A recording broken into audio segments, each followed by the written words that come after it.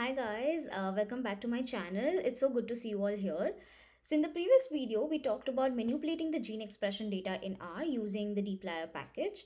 I want to continue with that manipulated data from the previous video and want to demonstrate how to visualize that data in R using ggplot2 package. So today's video is going to be fairly simple and straightforward, and I want to demonstrate some common visualizations like bar plots, density plots, box plots, scatter plot, and heat map. And my requirements are I'm going to be using two packages. The tidyverse is the one that we used in the previous video as well, and I'm going to be using the ggplot2 package. So without further ado, let's switch screens to our R Studio and let's get started. So before I start with the demonstration, I quickly want to make a note that ggplot is one of the libraries which help us to generate these visualizations. Base R also provides basic functions to generate these visualizations, but I find ggplot to be more intuitive and easy to customize the plots, and hence it's my preferred choice of package to generate visualizations. But feel free to explore the other packages as well as the base R functions to generate these plots. So if you take a look at my data pane on the right under the global environment, you can see that I have multiple data frames and variables and data already loaded into R. And these are the data frames and variables that I created in my previous video while I was manipulating the data. Do not worry if you do not have these data. I will link the data that we'll be using today in the description below. It's going to be available on my GitHub.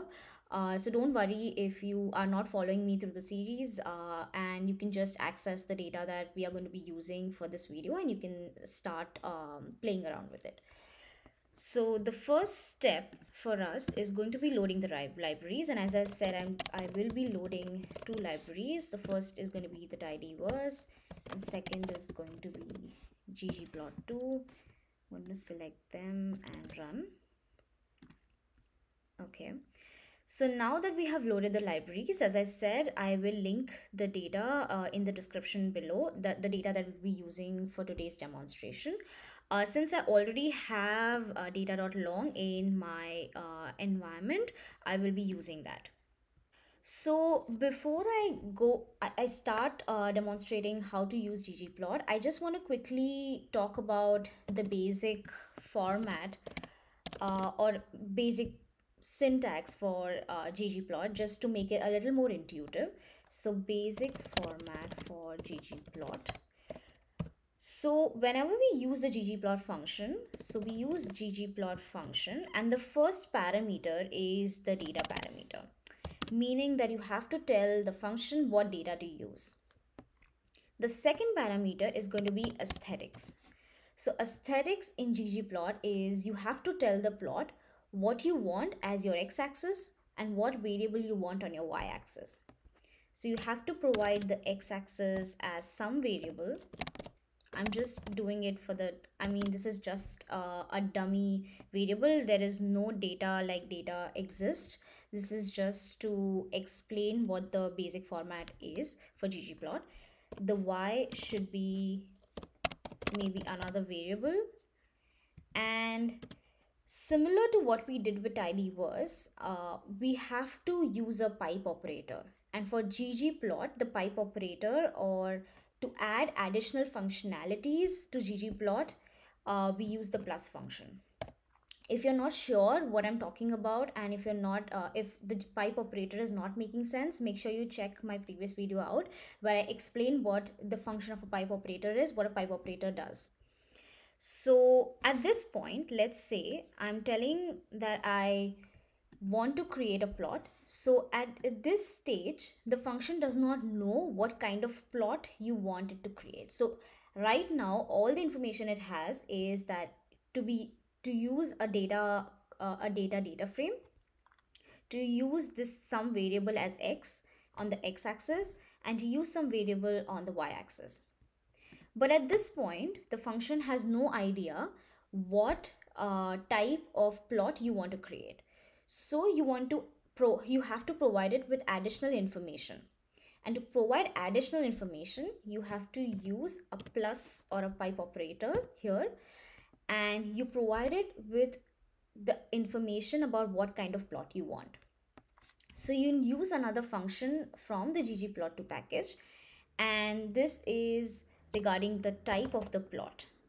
So the type of the, when you type geom and underscore, you will get a suggestion of a list of the different types of plots and different types of visualizations that you can create. So maybe you want a density plot, maybe you want a dot plot, maybe you want a histogram, uh, maybe you want a quantile or a polygon plot. So there are different and various types of plots that you can create using ggplot. At this point, maybe I want to create a bar plot. So maybe I'm going to type in col.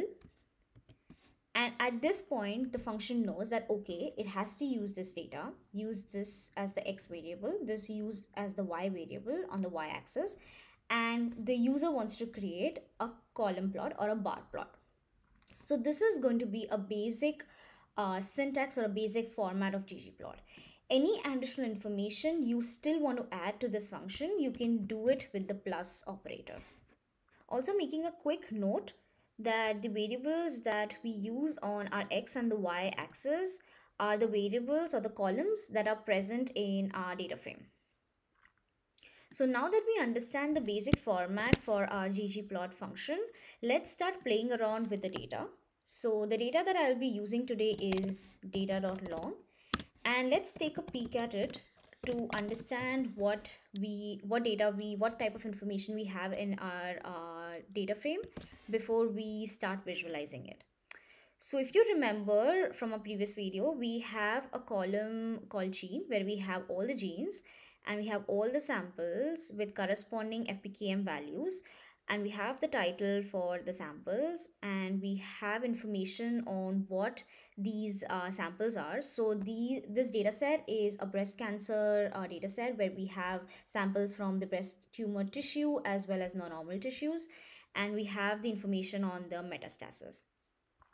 So let's say we want to visualize the expression of a gene of interest across all the samples, and we want the information to be visualized as a bar plot.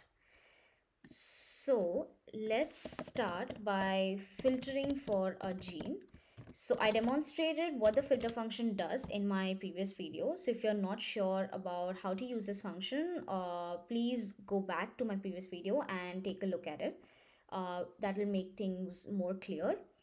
So we want to extract only BRCA1 genes, the samples that correspond to only BRCA1.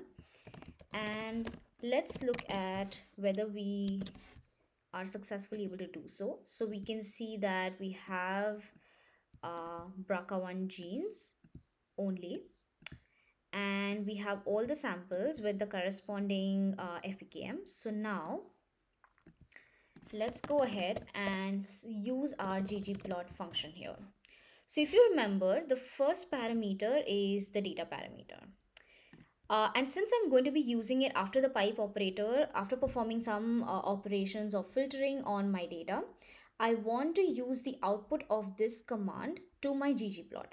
So I'm going to be using the dot operator as my first, as a value of my first parameter, because I want ggplot to take the output of this command and then use it in ggplot. So I'm going to be using that as my first parameter, and now I have to define the aesthetics. So going back to my data frame, I want on my x-axis all the samples and on my y-axis all the FPKM, because I want to compare the expression across all the samples for BRCA1 gene. So my x-axis has to be samples. Please note that you do not have to provide the variables in the quotes, otherwise it will give you an error. So please do not provide the variables in quotes. And my y-axis have to be in FPKM. And as I said, at this point, the ggplot does not know what kind of plot you want to create. It just has information on what data to use and what should be on the x and the y-axis.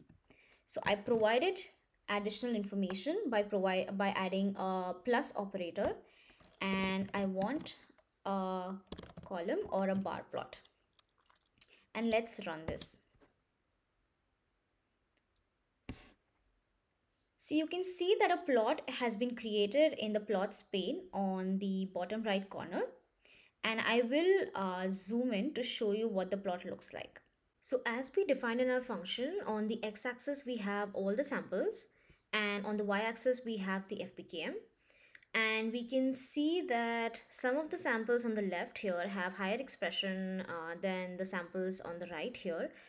But at this point, we do not know which samples are from the breast cancer tissue and tumor tissues and which are from the normal tissues. So we can add that information in our function and recreate this plot. So we can add this information right here in the aesthetics.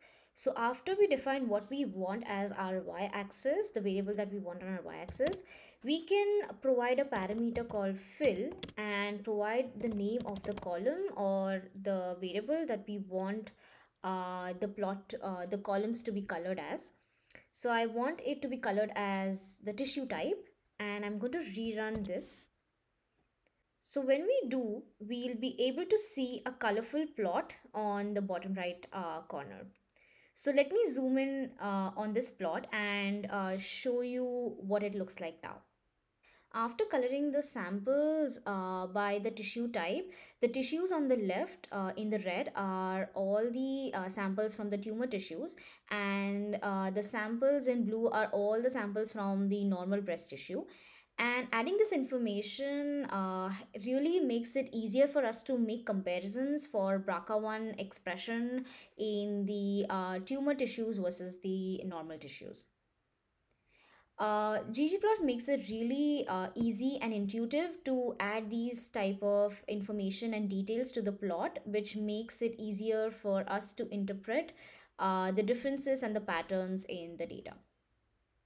Coming back to our RStudio, now that we have compared the expression of samples for BRCA1 between the two types of tissues, I want to next compare how does the distribution of expression compare across the tumor tissues versus the normal tissues for BRCA1. So basically I want to create a density plot.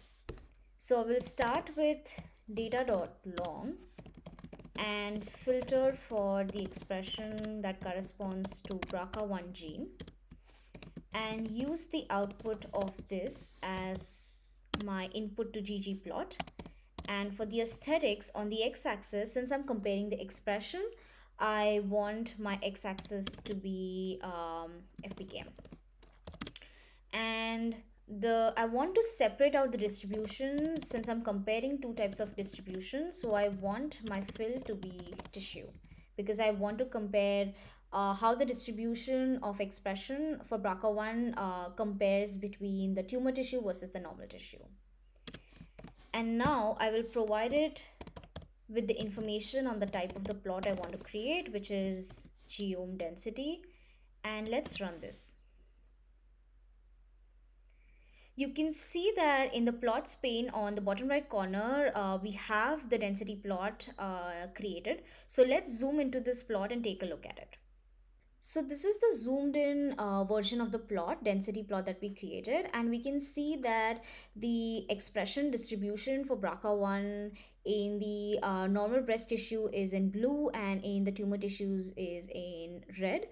But somehow the distributions are overlapped and the distribution for the breast tumor tissue is hidden under the normal tissue, and it's hard to see what the distribution looks like for the breast tumor tissue under this.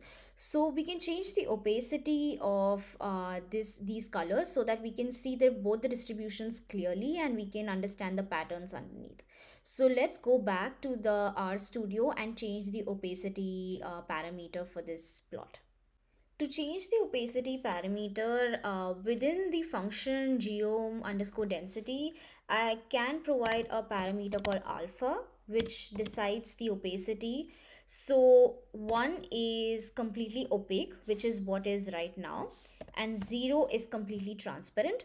So we can try to play around between these values. So let's say we can try with opacity 0 0.3, so we'll be able to see both the distributions, even the overlapping parts, pretty clearly. So I set my alpha to 0 0.3 and let's run this. Now we can see in the miniaturized version of the plot in the right that we have reduced the opacity, and now we can see some patterns. So let's zoom into this plot and look at it. So this is a zoomed in version of the plot, and now we can see the distribution of expression for BRCA1 for both the types of the tissues pretty clearly. And it seems that from this plot, majority of the breast tissues from the normal as well as the tumor have expression between 0 to 10 FPKM. There have been some peaks for the normal tissues between 10 to 20 FPKM as well, but majority of the samples have expression between 0 to 10 or maybe 11, 12 FPKM. Now that we have compared the expression distribution for BRCA1 between the different tissue types, next I want to compare how does the expression compare between the samples having different metastasis status. So let's start with our data long and extract our gene of interest, which is BRCA1, and provide the output of this command to ggplot. So as I said, I want to compare the expression between the two metastasis group. I will provide my x-axis as metastasis and my y-axis will be FPKM. And I will provide ggplot with information that I want to create a box plot. So let's run this. And we see a box plot has been created in the plots pane. So let's zoom into this plot and take a look at it. Going over this plot pretty quickly, on the x-axis we have the metastasis group and on the y-axis we have the FPKM values. So it seems from the plot that the BRCA1 expression is lower in the samples with metastasis status as no compared to the samples that have metastasis status as yes. We cannot say that the difference is statistically significant. We visually see that there is a difference, but to find out whether the difference is significant, we can apply a statistical test to find that out. We can convert this box plot into a violin plot by just changing the type of the plot in this line. So instead of box plot, we can comment this out and we can write geom violin, and it converts this plot into a violin plot. So after running this, you can see the plot on the right has been converted from a box plot to a violin plot. I'm not going to zoom in because the plot essentially is the same. It's just the different form of a visualization. Now coming to the next type of plot, I want to compare the expression between two genes, let's say BRCA1 and BRCA2, maybe to find out whether there seems to be some sort of a correlation between the expression of two genes. So I will start with data long. And since I'm looking to compare the expression of two genes, I will filter for two genes, that is BRCA1, or filter the gene if it's BRCA2. Now let's make sure that we are extracting the expression for both of these genes. So it seems that we are extracting the genes, the expression for our genes of interest. So we see both BRCA1 and BRCA2. So this is what we want. And in order to plot the expression of each of the genes in one of the axes, so I want on my x-axis, let's say BRCA1, and on my y-axis BRCA2, and each dot on the plot should be my expression values. So for that, I need to play around with some shape of the data. So this is again something that I spoke about in my previous video where I talk about the long and the wide format. So I want to convert my data to the wide format. So I will use a function called spread and use my key as the gene. So gene column is my key, and I want my value column to be the FPKM. So let's see whether we are successfully able to do that. So it seems that this is what we were hoping to achieve. We wanted a column BRCA1 with the BRCA1 expression for each sample. And for the same sample, we also wanted another column called BRCA2 with the BRCA2 expression values. So in the next step, I would be using this column or this variable as my x-axis and this variable on my y-axis and plotting these values. So let's remove the head and type in ggplot using the dot as because I want to be using the output of all these operations into my ggplot. And in the aesthetics, I want my x-axis to be BRCA1, I want my y-axis to be BRCA2, and I want the type of plot to be a scatter plot or geom point. And let's run this. So it seems that I accidentally typed a dot instead of a comma, and hence it did not give me the right output. So I changed that and I rerun it. So when I do, I get a plot, a dot plot or a scatter plot on the plots pane on the bottom right corner. So let's zoom in to inspect this further. So looking at the plot, it seems that the BRCA1 expression and the BRCA2 expression seems to have some sort of a positive trend or a positive correlation. It would really help if we could fit a straight line along these points to see whether we do see a positive trend or a positive slope or a negative slope. But I think looking visually at this plot that there seems to be some sort of a positive correlation. I cannot really say whether the correlation is significant without performing a correlation test, but there seems to be some sort of positive trend here. So let's go back and try and fit a straight line through this plot. ggplot makes it really easy to add customizations and additional features to your plot. So in order to fit a straight line, we can use a function, and I will add it using a plus operator. And I can fit a straight line using geomsmooth function.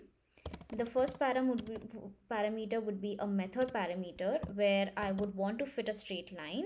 It also allows you to fit various functions to your data. I want to fit a straight line, so I'm going to be using the method as lm, and I do not want any confidence intervals. I encourage you to explore the parameters for each of these functions. It allows for further customizations, and you can spend your time playing around with these parameters and see all the types of customizations and features that you can add to your plot. So I'm going to run this, and we see a straight line being fitted to our plot. And I'm going to zoom in to take a look at this. After fitting the line, it seems that the line has a positive slope, indicating that the BRCA1 and BRCA2 expression seems to have a potential correlation. Again, we will have to perform a correlation test to find out whether the correlation is significant, but the line that we have fitted through our data seems to have a positive slope. But again, this is comparing the expression of BRCA1 and BRCA2 across all the samples. It would be interesting to see whether we can see how the line would fit and what the slope of the line would be for the samples from the normal tissue versus the sample from the breast cancer tumors. So let's go back and try and separate the samples out according to the tissue type. In order to do that, we can simply add a color parameter in our aesthetics as tissue. Since we are plotting a geom point or using the geom point function to plot a scatter plot, to color the points, we will use the parameter color and not fill here. So we provide the color parameter to be the tissue, and let's rerun this again. Now we can see a different pattern sort of appearing in the different types of the samples, and let's zoom in to this plot and take a look at it. Once we tease apart the samples according to the tissue type, we see different patterns in the data emerge. So it's interesting to see that the line fitted through the samples from only the normal tissues seem to have a stronger positive slope compared to the line that is fitted across in the samples that is from the tumor tissues, and it seems to have the opposite slope. It seems to have somewhat of a negative slope. So it's interesting to see that when we tease apart the data according to various variables and we try to look at the patterns in those specific groups, we see a very different results compared to when we do a comparison overall. So this is again one of the things ggplot makes it very easy for us to make these sort of comparisons by changing just a few parameters and adding a few functions and customizations. Coming to the last step of visualization, that is heat map. So heat map makes it easier for us to visualize expression of multiple genes across all the samples and compare the expression of these genes simultaneously. Up till now, we have been visualizing expression of one or two genes, but heat map is very suitable and is a common visualization used to compare expression of multiple genes and all the samples simultaneously. So let's say we have certain genes of interest, and I'm just going to make a character vector of all the genes of interest that come to my mind.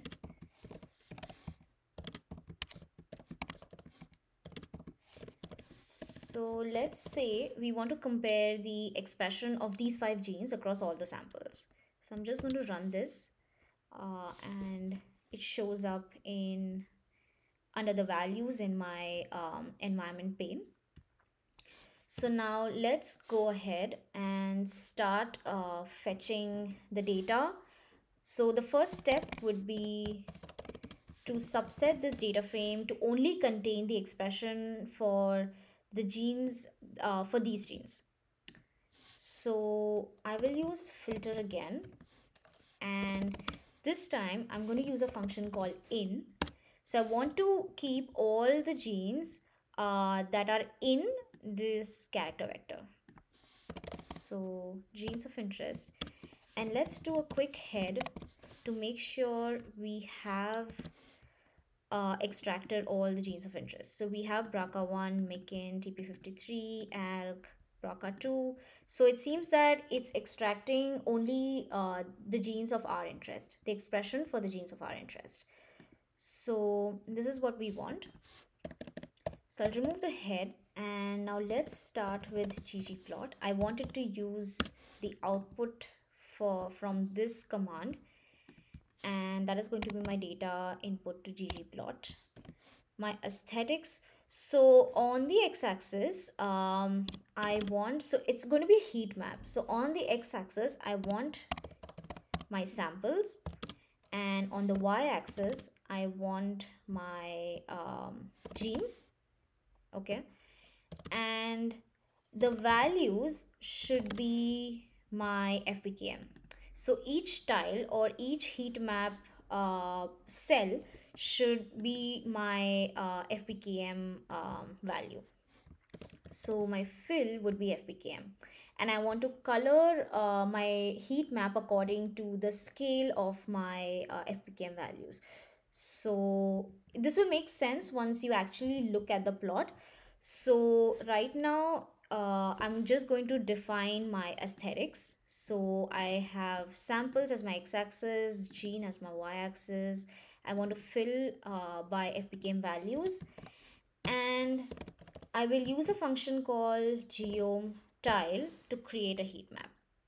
So let's run this and see what we get. So it seems that we have some sort of a plot in a block in the bottom right corner. So let's zoom into this. So it seems that on the x-axis we have all our samples, although it's difficult to read because the names are being overlapped. And on the y-axis, as we defined, we have each of our gene of interest. And we have see some colors here, and it seems that the darker the color, the lower is the expression, and the lighter the color, the higher is the expression. And we can see the scale on the right of the plot where we get this information.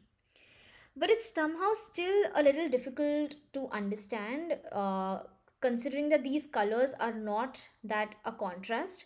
So I would want to change the colors here so that it makes more sense to me, as to which are the genes and what samples do I see a higher expression in. So let's go back and change the color of this scale. To change the color scale of this plot, I can use a function called scale fill gradient, and I can define what the color of the low value should be. So I want the lower values to have white. So the lowest value should be of white, and I want the high value to be red. So it will start with the lowest value, which is white, and it will start increasing the tones until it reaches the highest value, which is going to be the red. So it's going to create a sort of a gradient with between the white and the reds. So let's see how this looks like. Okay, so now let's zoom into the plot to take a look at it. After changing the color scales of this plot makes more sense to me, as the first observation that I'm going to make is that the expression of TP53 across all the samples seems to be overall higher compared to all the other genes. Secondly, I can also see some samples in BRCA1 seems to have higher expression in some samples compared to BRCA2. And it seems that a sample has higher expression in ALK, BRCA1 and BRCA2, and the same sample seems to be having close to zero expression for MYC and TP53. So a heat map allows us to make like multiple comparisons and see trends and patterns in the data, and allows us to visualize the expression of multiple genes simultaneously in such a large data set. So ggplot makes it very easy and intuitive to create these plots and generate these kinds of comparisons. A last thing I want to demonstrate before I end the video is to save the plot, because you would want to save your plots in multiple formats and be using them in your publications or for your record. So to save the plots, there are two ways to save the plot. So you can either save this to a variable. So let's say you have saved this to a variable called p, and you have to run this. So save the entire output of this command to a variable called p, and there's a function called ggsave. The first parameter would be the variable where you have saved your plot, so that's our variable p, and then you have to provide a file name with the complete path. So the file name I want to provide is as heatmap save1.pdf. You can also save as png, but I'm saving it as pdf. And you can provide the width and the height parameters of your plot. Here I'm providing it in inches. This is the default. You can also provide in centimeters or in other units that you wish to save your plot in. So I want to have 10 inches in width and height as 8, and I want to save this. So I'm going to go back to my files, and you will be able to see that in the folder that I am able to see a PDF called heatmap underscore save1.pdf. When you click on that, you should be able to see that your plot has been saved as a PDF file, and you can use this PDF file into your presentations or your publications, or whenever you want to share it with someone. The second way you can save your plots is, I'm going to remove the parameter here. I'm going to comment this out. So you can type in PDF before your command. You will have to type PDF, provide the name of the file. So this time I'm going to provide save to, because I do not want the original file or the previous file to be overwritten. And similarly, you provide the width and the height. And after your command finishes here, you have to type dev off, and you run each of this command. Oops, you run it. I misspelled off, it has to be double F. So I'm going to rerun this, and you'll be able to see that there is another PDF file called underscore save2.pdf. So these are the two ways that you can store and save your ggplot ggplots into PDFs, or you can also save them as PNGs or JPEGs.